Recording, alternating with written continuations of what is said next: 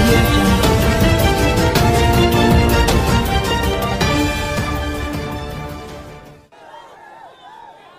National alternate base naval base national alternate ప్రత్యామ్నాయ ఇంకొకటి దానికి నాకు అర్థమైందంటే ఒక 1000 ఎకరాలు తీసుకున్నారు మన మత్స్యకార్మికుల దగ్గర నుంచి కదా మత్స్యకార్మికుల దగ్గర నుంచి 1000 ఎకరాలు తీసుకొని వాళ్ళు ఏం మాట్లాడారు మీకు అక్కడ ఒక మంచి కేంద్రీయ విద్యాలయం కట్టిస్తాం ఒక ఉపాధి అవకాశాలు కల్పిస్తాం ఒక హాస్పిటల్ కట్టిస్తామని చెప్పి ఈ రోజుకి ఒక్కటి మాట్లాడాల డబ్బులు తీసేసుకున్నారు వాళ్ళ ఎకర భూములు తీసేసుకున్నారు వాళ్ళకి పునరావాసానికి సంబంధించిన పరిస్థితులు కానీ ఆ నిర్వాసితులకు కావాల్సిన న్యాయం కానీ జరగాల్సిన న్యాయం కానీ వాళ్ళు చేయలేకపోయింది అడగడానికి కేంద్ర ప్రభుత్వాన్ని అడగటానికి అది రాష్ట్ర ప్రభుత్వానికి బలం లేదు ఎందుకంటే వీళ్ళు శాండ్ మాఫియాలు కూరుకుపోయారు వీళ్ళు అడగడానికి దమ్ము లేదు ధైర్యం లేదు రాష్ట్ర ప్రభుత్వానికి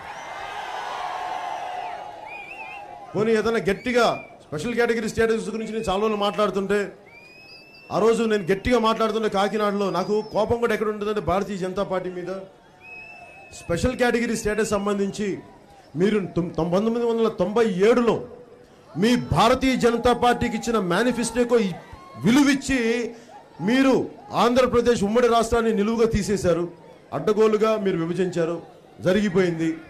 కనీసం మీరు ఒక చట్టసభల్లో మీరు 5 సంవత్సరాలు కాదు 10 సంవత్సరాలు ఆంధ్రప్రదేశ్ స్పెషల్ కేటగిరీ స్టేటస్ ఇవ్వాలని చెప్పిన ఈ ప్రభుత్వం భారతీయ జనతా పార్టీ ప్రభుత్వం కనీసం ఈ రోజున ఒక్క మాట మాట్లాడలేని పరిస్థితి ఒక్క మాట మాట్లాడలేకపోతున్నారు భారతీయ జనతా పార్టీ అంటే కనీసం మీ భారతీయ జనతా పార్టీకి మేనిఫెస్టో కట్టుబడి మీరు రాష్ట్రాన్ని విడగొట్టేశారు కనీసం మీరు భారత రాజ్యాంగానికి కట్టుబడి చట్టసభలకు కట్టుబడి కనీసం గౌరవం లేకుండా ఈ రోజుకి మాకు special category status ఇవ్వలేకపోయింది Bharatiya Janata party ప్రభుత్వం పోనీ ఇది నేను గ్రహించి కాకినాడలో కానీ తిరుపతిలో కానీ అనంతపూర్లో కానీ నిలదీసి మాట్లాడితే ఇప్పుడు ముఖ్యమంత్రి గారు అప్పటి నుంచి అస్సలు ఆంధ్రప్రదేశ్కి స్పెషల్ కేటగిరీ స్టేటస్ అవసరమే లేదు అది చాలా మంచిది చాలా గొప్పది ఆ స్పెషల్ ప్యాకేజ్ వస్తే మాకు చాలా నిధులు ఉంటాయి ఆ నిధులతో మేము శాండ్ మాఫియాలకి బోర్డులంతా డబ్బులు చేసుకుంటాం ఆ ఉద్దేశంలో అనుకుంటా స్పెషల్ కేటగిరీకి ఒప్పుకున్నారు స్పెషల్ కేటగిరీ స్టేటస్ అడగకుండా ఉండడానికి వాళ్ళకి చిన్న తాయిలను చూపించారు ఇస్తామని చెప్పి నాకు తెలుసు అది ఇవ్వరని అప్పుడే చెప్పాను వాళ్ళు అనౌన్స్ చేసిన స్పెషల్ కేటగిరీ స్టేటస్కి చట్టబద్ధత లేదని చెప్పి ఎందుకంటే వాళ్ళు క్యాబినెట్లో ఒప్పుకోలేదు నేను ఢిల్లీ స్థాయికి వెళ్ళి అక్కడ ఫైనాన్స్ సెక్రటరీతో మాట్లాడి తెచ్చిన ఇన్ఫర్మేషన్ అది మీకు కంటి తుడుపు చర్యలు తప్పని వాస్తవానికి వాళ్ళు ఏం చేయాలి మీకు ఇవ్వాల్సిన డబ్బుల్నే మళ్ళీ స్పెషల్ కేటగిరీ స్పెషల్ ప్యాకేజ్ అని చెప్తున్నారు తప్ప వాళ్ళు ఇవ్వట్లేదంటే ఆ రోజున ముఖ్యమంత్రి గారు భారతీయ జనతా పార్టీ నాయకుల్ని మెడాల మీద ఎక్కించుకొని భుజాల మీద ఎక్కించుకొని మొత్తం అమరావతి వీధుల్లో ఊరేగింపు ఏనుగు అంబారీల మీద ఊరేగింపు చేసుకుంటాము ఈరోజు ఏదన్నా నేను మాట్లాడుతుంటే పవన్ కళ్యాణ్ భారతీయ జనతా పార్టీకి చెప్పిన స్క్రిప్ట్ చదువుతున్నాడు నేను అలాగ డొంక తిరుగుడు ఎవ్వరో డొంక తిరుగుడు మాట్లాడు ఒకటే మాట మంచి వచ్చాడు ఒకటే మాట్లాడతాను దానివల్ల నాకు ఓట్లు రావచ్చు రాకపోవచ్చు కానీ మార్పు అయితే ఖచ్చితంగా వస్తుంది అంతవరకు చెప్పగలను నాకు ఓట్లు భయాలు లేవు మా ఎమ్మెల్యేలు భయాలు లేవు మాకు కావాల్సిందల్లా మా యువతకి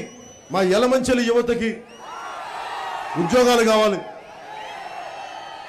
మా యలమంచిలి యువతకి మంచి చదువులు కావాలి దానికి చక్కటి వృత్తి కళాశాలలు కావాలి ఆడపడుచులకి ఇందాక చెప్తాను నిరుద్యోగ వృత్తి మళ్ళీ ఆడపిల్లలకి లేదంట ఓన్లీ అబ్బాయిలకే అంట మళ్ళీ ఆడపిల్లలు ఏం చేశారు మరి ముఖ్యమంత్రి గారికి అది అర్థం కాదు అలాగే ఇందాక నేను వెళ్ళి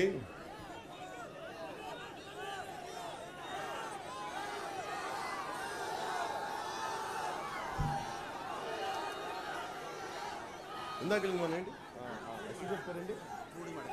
ఎస్సీజెడ్ పేరు బ్రాండింగ్స్ అండ్ ఇందాక వచ్చే దారిలోకి వచ్చింది ఆలస్యం అవడానికి కూడా కారణం ఏంటంటే మన ఇందాక వెళ్ళే దారిలో మన పూడిమడికి దగ్గర ఉన్న ఆ బ్రాండిక్స్ ఎస్సీజెడ్ చూసి వస్తామని చెప్పాను అంటే ఒక ఎస్సీజెడ్ నాకు చాలా కాలం నుంచి మీకు తెలిసే ఉంటుంది 2004 నుంచి నాకు ఎక్కడ విసుగు వచ్చేసింది ఈ పొలిటికల్ లీడర్స్ మీద అంటే ఎస్సీజెడ్లు, స్పెషల్ ఎకనామిక్ జోన్స్, ఇది చాలా వేల ఎకరాలు తీసేసుకొని కనీసం కొన్ని వేల ఉద్యోగాలు ఇస్తాం, కొన్ని వేల కోట్ల ఆదాయం వస్తాయి అని చెప్పి స్టార్ట్ చేసింది. ఇది స్టార్ట్ చేసింది ఎక్కడో వరల్డ్ బ్యాంక్ పెడితే అది చైనాలో స్టార్ట్ చేశారు. ఆ చైనాలో స్టార్ట్ చేసింది అస్సలు అభివృద్ధికి దూరంగా ఉన్న ప్రదేశాల్లో, పచ్చడి పొలాల్లో చేయలేదు. అస్సలు కనీసం అక్కడ గడ్డి కూడా మొలవని ప్రాంతాల్లో, కనీసం సౌకర్యాలు లేని ప్రాంతాల్లో అక్కడ పెడితే బోర్డులంతా ఆర్థిక అభివృద్ధి పెడుతుంది, ఆర్థిక మండలి అని పెట్టింది వాళ్ళు. దానిని కేంద్ర ప్రభుత్వం తీసుకుని 2001లో 2004లో దాన్ని మొత్తానికి అప్లై చేసినప్పుడు వేలకి వేల ఎకరాలు తీసేసుకోమన్నారు మొత్తం రాష్ట్రం మొత్తం మీద, ఉమ్మడి రాష్ట్రం మొత్తం మీద. కానీ దాన్ని ఏమైతే చెప్పారో ఇన్ని వేల ఉద్యోగాలు ఇస్తాం, ఇన్ని పరిశ్రమలు వస్తాయి అని చెప్పి ఇప్పుడు ఈ రోజుకి అక్కడ దాంట్లో ఉన్నది మనకి రాంబిల్లి సమస్య కూడా అవసరాలకి తీసేసుకుంటారు వేల ఎకరాలు. కానీ దేనికోసమైతే తీసుకున్నారో, దేనికోసమైతే మేము ప్రామిస్ చేశారో ఆ ఈ మటుకు పూర్తి చేసే పరిస్థితిలో లేరు. ఉందా చెప్పండి. కానీ